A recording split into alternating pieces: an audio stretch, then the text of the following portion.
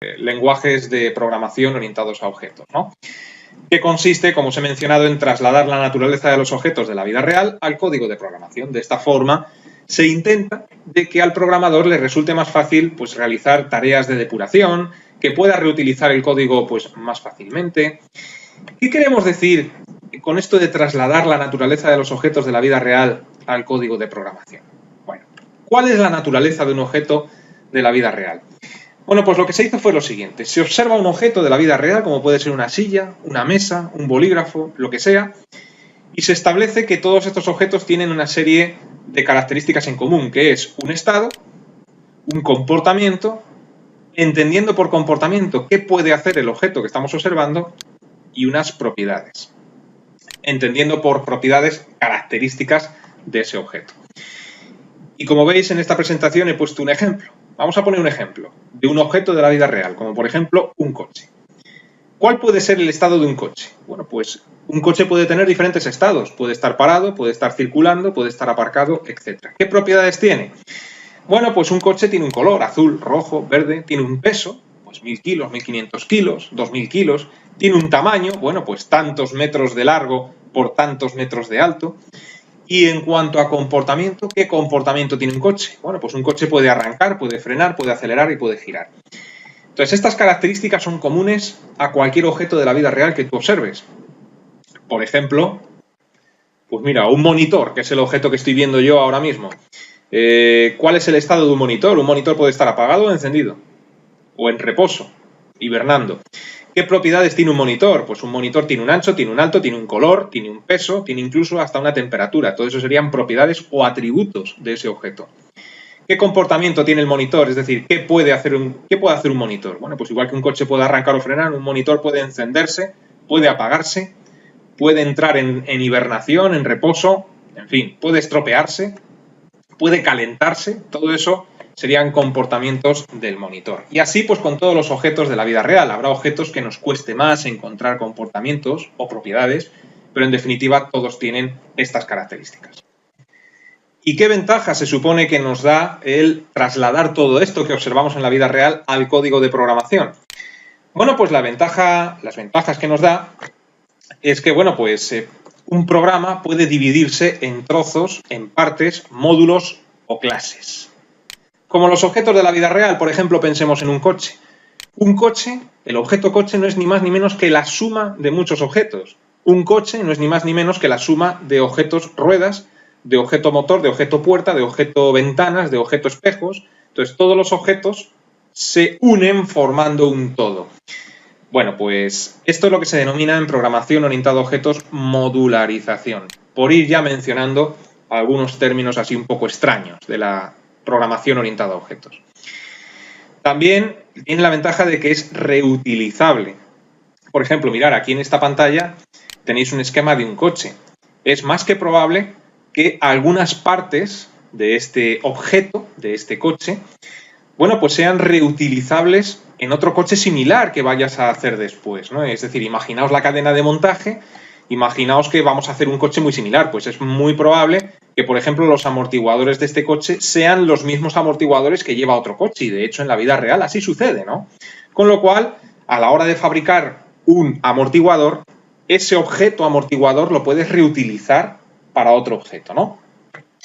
Bueno, pues esto es el concepto de herencia, que veremos más adelante. Es decir, que puedas reutilizar las características de un objeto en otro. ¿Qué más cosas? Bueno, pues que si hay algún fallo en la línea del código de una aplicación creada en un lenguaje orientado a objetos, bueno, pues a lo mejor esa línea no funciona, pero no se cae el programa entero. Es decir, el programa a lo mejor sigue funcionando. Y esto es una característica de los objetos de la vida real. Y sigamos pensando en el coche. Pues mira, a lo mejor se te estropea algo del coche. Qué sé yo, a lo mejor un amortiguador, uno de ellos deja de funcionar correctamente. Pues a lo mejor una rueda empieza a perder aire. O a lo mejor alguna pieza del motor, como una bujía, pues empieza a fallar. Pero eso no implica que el coche deje de funcionar en el acto. Hombre, si no lo arreglas, el coche se va a estropear y dará lugar a una avería grave, pero el coche puede seguir funcionando, ¿no? Es decir, no deja de funcionar de golpe. Bueno, pues esto es otra ventaja de la programación orientada a objetos. La ventaja de que esos errores se pueden controlar y es lo que se llama tratamiento de excepciones en lenguaje de programación orientado a objetos, el tratar posibles errores que pueden ocurrir en un futuro. Y luego hay otro concepto que es el concepto de encapsulamiento. ¿Esto a qué hace referencia? Bueno, pues esto hace referencia, trasladándolo de nuevo al coche, a que, por ejemplo, si nosotros tenemos la caja de cambios, yo de mecánica pues tampoco sé mucho, no sé dónde estará la caja de cambios en este esquema, pues por ahí andará. La caja de cambios en absoluto tiene que conocer el funcionamiento de la rueda trasera. Son objetos totalmente independientes. A lo mejor se comunican entre sí de alguna forma, pero no directamente. Con lo cual, el objeto caja de cambios no sabe para nada cómo está construido el objeto rueda y viceversa. La rueda no sabe para nada cómo está construida la caja de cambios, ¿no? O por poner otro ejemplo, el tubo de escape pues no sabe exactamente cómo está construida una rueda y viceversa, ¿no? Luego vemos que todos estos objetos se unen de una u otra forma, formando un todo y funcionando en armonía. Y esta es la filosofía de los lenguajes de programación orientados a objetos. Para entenderlo todavía mejor, los que aún aguantéis escuchándome, bueno, pues mirad, he puesto un ejemplo que yo creo que es bastante ilustrativo en la diferencia que puede haber entre un lenguaje de programación orientado a procedimientos y un orientado a objetos. Mirad, es como si fuéramos a construir un equipo de música. Entonces, si lo fuéramos a hacer con un lenguaje de programación orientado a procedimientos, el resultado sería el que veis en pantalla. Es decir, un equipo de música compacto, como el que vemos aquí.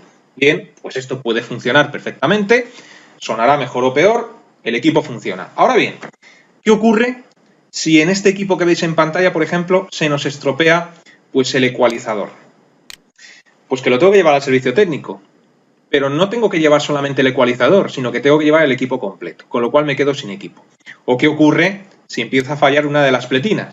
Pues exactamente lo mismo. Tengo que llevar el equipo al servicio técnico y me quedo sin equipo.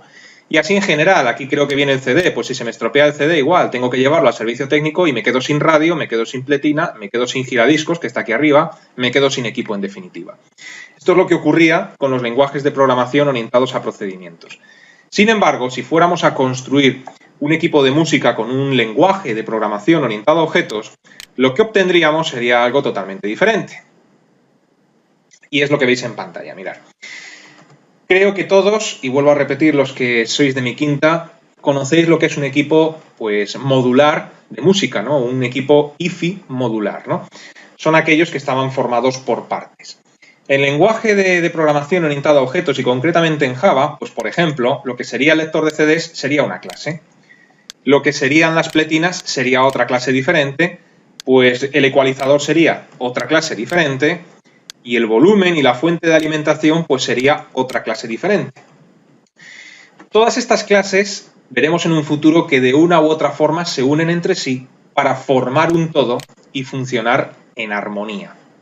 ¿Qué ventajas tiene esto? Pues esto tiene la ventaja de que, en este caso, si se nos estropea el CD, bueno, pues podemos desconectar el CD, llevarlo al servicio técnico, pero yo me quedo en casa con mi pletina, con mi radio y con mi volumen y puedo seguir disfrutando de la música. Y lo mismo ocurre si se me estropea, por ejemplo, la pletina. Si se me estropea la pletina, pues llevamos esto al servicio técnico y sigo con mi CD, sigo con mi ecualizador y sigo con mi volumen, con mi radio. Entonces, bueno, pues esto tiene una gran ventaja. A este concepto se le denomina, en programación orientada a objetos, modularización, que consiste en dividir un gran programa en diferentes partes que de una u otra forma, que veremos en un futuro, se conectan entre sí para formar un todo. Y esto tiene la ventaja de que si cometes un error a la hora de programar en uno de los módulos, pues quizás ese módulo no funcione, pero el resto del programa sí funcionará. A la hora de intentar localizar un error va a ser mucho más sencillo si tu programa está modularizado, es decir, dividido en partes, que no si lo tienes todo en un único código como ocurría con los lenguajes de programación antiguos.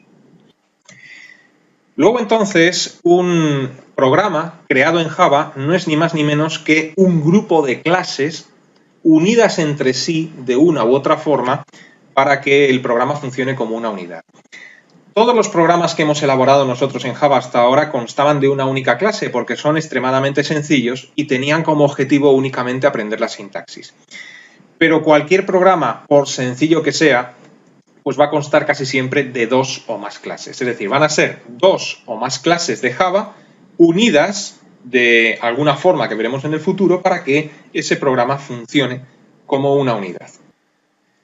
Y para ir finalizando este vídeo teórico, que espero no os haya aburrido en exceso, pues todo esto de la programación orientada a objetos pues nos lleva a una serie de términos o vocabularios que aparecen en los libros y en muchos tutoriales y que uno, pues cuando los ve, se queda así como de piedra, le da miedo y ya pues directamente cierra el libro, abandona el curso y se dedica a otra cosa, ¿no? Bueno, ya os anticipo que es más el miedo que dan estas palabras que realmente lo que significan. Los lenguajes de programación orientados a objetos dan lugar a un vocabulario con una serie de palabrejas raras y feas, como por ejemplo clase, objeto, ejemplar de clase, instancia de clase, ejemplo de clase o ejemplarizar una clase, instancia de clase o instanciar una clase, modularización, que lo acabo de explicar ahora mismo, encapsulamiento o encapsulación, herencia, que lo hemos mencionado anteriormente, y polimorfismo. Bueno, pues esto son términos de la programación orientada a objetos que iremos desgranando en vídeos futuros y que iremos explicando poco a poco. Así que en el próximo vídeo pues comenzaremos a ver qué es exactamente una clase. Porque claro, hasta ahora nosotros hemos creado un montón de clases, hemos estado creando clases constantemente, pero no sabemos exactamente qué implica ni qué es una clase. Veremos qué es un objeto, veremos qué es un ejemplar de clase o una instancia de clase y algunas cosas más. Así que vamos a dejar este vídeo en el punto en el que nos encontramos, que para ser teórico yo creo que ya está bien, y en el próximo vídeo pues habrá un poquito de teoría también, pero lo acompañaremos de algún ejemplo práctico para ir entendiendo todo esto mejor. Así que os invito a que permanezcáis atentos, como siempre, a la próxima entrega. Hasta entonces, que os vaya bien.